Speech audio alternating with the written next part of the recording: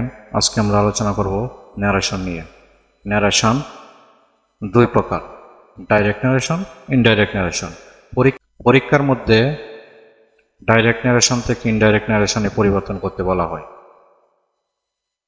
Narration পরিবর্তন করার জন্য যা যা প্রয়োজন, 5টি বিষয় মাথায় রাখতে হবে ন্যারেশন পরিবর্তন করার জন্য। 1 নম্বর, রিপোর্টিং ভার্ব চিনতে হবে এবং রিপোর্টেড স্পিচ এবং রিপোর্টিং ভার্ব সম্পর্কে জানতে হবে, চিনতে হবে। দ্বিতীয়ত, পার্সন পরিবর্তনের নিয়ম জানতে হবে। তৃতীয়ত, subjective form, objective form, possessive form এগুলো জানতে হবে। চতুর্থত, টেন্স পরিবর্তনের নিয়ম জানতে হবে। পঞ্চম, কিছু অ্যাডভার্ব এবং ডেমনস্ট্রেটিভ ডাইরেক্ট ন্যারেশন থেকে ইনডাইরেক্ট ন্যারেশন করার সময় পরিবর্তন করতে হয়। ডাইরেক্ট ন্যারেশন থেকে ইনডাইরেক্ট ন্যারেশন পরিবর্তন সম্পর্কে এখন আমরা জানব। রিপোর্টিং ভার্ব এবং রিপোর্টেড স্পিচ সম্পর্কে জানা। এই চিহ্নকে ইনভার্টেড কমা বলে। ইনভার্টেড কমা এর ভিতরের অংশকে রিপোর্টেড স্পিচ, ইনভার্টেড কমা এর ভিতরের অংশকে রিপোর্টেড স্পিচ এবং ইনভার্টেড কমা এর বাহিরের অংশকে রিপোর্টিং ভার্ব বলে। যেমন he said to me, he said to me অংশটি ইনভার্টেড কমা এর বাহিরের অংশ এবং আই এম এ স্টুডেন্ট অংশটি ইনভার্টেড কমা এর ভিতরের অংশ। তাই আই এম এ স্টুডেন্ট হচ্ছে রিপোর্টেড স্পিচ এবং হি সেড টু মি এখানে সেড হচ্ছে রিপোর্টিং ভার্ব।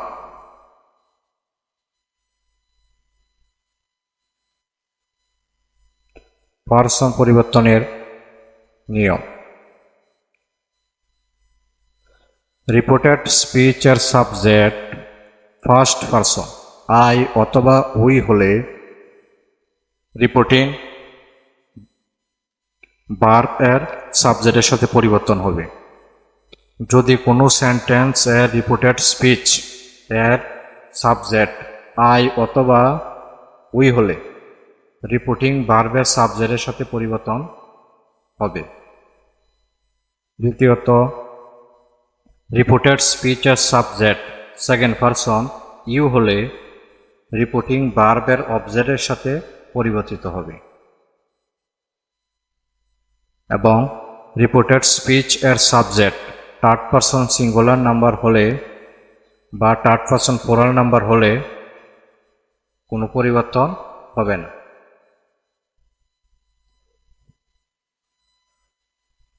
এখন কিছু উদাহরণের মাধ্যমে দেখা যাক। হি said to me I am a student, এখানে ইনভার্টেড কমা এর ভিতরের অংশ আই এম এ স্টুডেন্ট হচ্ছে রিপোর্টেড স্পিচ এবং ইনভার্টেড কমা এর বাহিরের অংশ হি সেড টু মি হচ্ছে রিপোর্টিং ভার্ব। ইনডাইরেক্ট করার সময় হি, এখানে হি ঠিক আছে, সেড টু ঠিক আছে, মি ঠিক আছে এবং ইনভার্টেড কমা উঠে গিয়ে দ্যাট বসেছে। অ্যাসার্টিভ সেন্টেন্সের ক্ষেত্রে ইনভার্টেড কমা উঠে গিয়ে দ্যাট বসে এবং এখানে আই হচ্ছে ফার্স্ট পারসন, আই হচ্ছে উক্ত সেন্টেন্সে এখানে আই হচ্ছে ফার্স্ট পারসন। তাই ইনডাইরেক্ট করার সময় রিপোর্টিং ভার্বের সাবজেক্টের সাথে পরিবর্তিত হবে। আমরা নিয়মটি দেখেছিলাম, রিপোর্টিং ভার্বের সাবজেক্ট যদি রিপোর্টেড স্পিচের সাবজেক্ট যদি ফার্স্ট পারসন আই অথবা উই হয় তাহলে রিপোর্টিং ভার্বের সাবজেক্টের সাথে পরিবর্তিত হবে। কিভাবে? এখানে সাবজেক্ট রিপোর্টেড স্পিচের সাবজেক্ট আই আছে, তাই রিপোর্টিং ভার্বের সাবজেক্ট হি এর সাথে পরিবর্তিত হয়ে এখানে আই হি হয়ে গেছে এবং টেন্স অনুসারে এম ওয়াজ হয়েছে স্টুডেন্টের স্টুডেন্ট। সেকেন্ড পার্সনের ক্ষেত্রে